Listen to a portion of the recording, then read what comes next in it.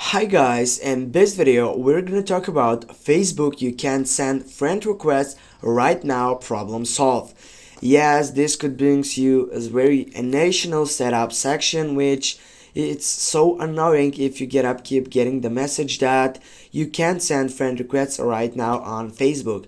There are multiple reasons why you may getting that error message, and firstly the quickest and the easiest way to get around is to remove or delete your already sent friend requests that haven't been answered.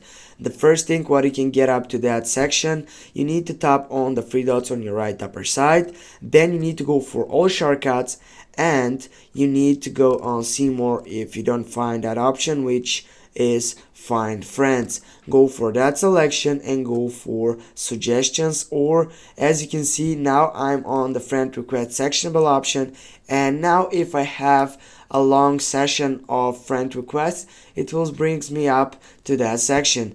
The main point, as I said before, is to remove or delete these sectionable options. If it doesn't show me, it will shows up just many of them but not all. I need just to go delete on bunch of them, and then it will be get up if I get back and take a refresh on it. Thanks for watching guys, don't forget to hit that like and share the video. See you soon guys.